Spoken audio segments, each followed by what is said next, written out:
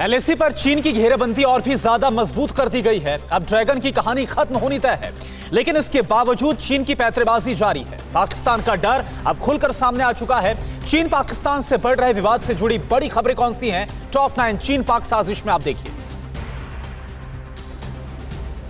LAC पर dragon की हेकड़ी और कमर तोड़ने के लिए भारत ने पुख्ता तैयारी कर ली है। भारत ने एलएसी पर 2 लाइट कॉम्बैट हेलीकॉप्टर की तैनाती की है। एलसीएच हेलीकॉप्टर की खासियत यह है कि ये टैंक नाशक मिसाइलें और रॉकेट से लैस रहता है। यह हेलीकॉप्टर आसमान से जमीनी लड़ाई में भारत का अहम हथियार साबित होगा और चीन की किसी भी हरकत का जवाब देने में सक्षम है। एलएसी पर ड्रैगन की धोखेबाज पैंतरेबाजी जारी है। चीन की हेकड़ी के नए सबूत सामने आए हैं। चीनी सैनिक अब भी एलएसी पर न सिर्फ डटे हुए हैं, बल्कि पैंगोंग पर चीनी सैनिक टस से मस नहीं हुए हैं।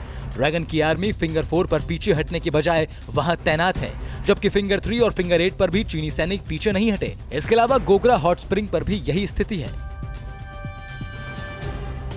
भारत चीन तनाव के बीच चीन में भारतीय राजदूत विक्रम मिस्री और चीन के मेजर जनरल सिवाई गोवे के बीच अहम मुलाकात हुई।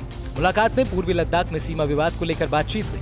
विक्रम मिस्री ने आज लफ्जों में चीन के मेजर जनरल को भारत का रुख बता दिया है। वहीं चीन ने भी कहा कि गलवान जैसी घटना दोबारा ना हो, इसीलिए इस पर ठोस बातचीत होनी चाहिए। अमेरिका के 2 शक्तिशाली सीनेटरों के समूह ने सीनेट में एक प्रस्ताव रखकर भारत के प्रति चीनी आक्रामकता की आलोचना की है। सीनेट में रिपब्लिकन के व्हीप सीनेटर जॉन कॉर्नेन और खुफिया मामलों पर सीनेट की प्रवर समिति के रैंकिंग सदस्य सीनेटर मार्क वार्नर का ये प्रस्ताव चीन द्वारा पूर्वी लद्दाख में चीनी सेना की गतिविधियों के बाद आया है। भारत चीन तनाव के बीच अमेरिका चीन के खिलाफ भारत के साथ खुलकर सामने आ गया है। चीन को सबक सिखाने के लिए अमेरिका ने अपनी तैयारी पूरी कर ली है। अमेरिका ने भारत के करीब यूएस के अड्डे पर बम वर्षक विमानों की तैनाती की है, जो परमाणु बम गिराने में सक्षम है। अमेरिका ने बम वर्षक विमानों की तैनाती भारत ताइवान के साथ चीन के बढ़ते तनाव को देखते हुए की है। भारतीय वायुसेना में राफेल फाइटर जेट शामिल होने के बाद से ही पाकिस्तान की नींद उड़ गई है। इन सब के बीच पाकिस्तानी सेना के प्रवक्ता जनरल बाबर इफ्तिकार ने कहा कि भारत 5 राफेल खरीदे या 500 या फिर S-400, इससे कोई फर्क नहीं पड़ता है, क्योंकि पाकिस्तान आर्मी हर हमले का जवाब देने के लिए तैयार है। जम्मू कश्मीर में 15 अगस्त समारोह से पहले एक बड़ा आतंकी हमला हुआ है। पाकिस्तानी आतंकी संगठन जैश ने आतंकियों की इस वारदात को अंजाम दिया। हमले में 2 पुलिसकर्मी शहीद हो गए, जबकि 1 पुलिसकर्मी घायल है। नौगाम बाईपास पर सुरक्षा में तैनात पुलिस पार्टी पर आतंकियों ने अंधाधुंध गोलीबारी की। उधर अवंतीपुरा पुलिस ने त्राल में जैश ए मोहम्मद से जुड़े 2 आतंकी मददगार को गिरफ्तार किया है।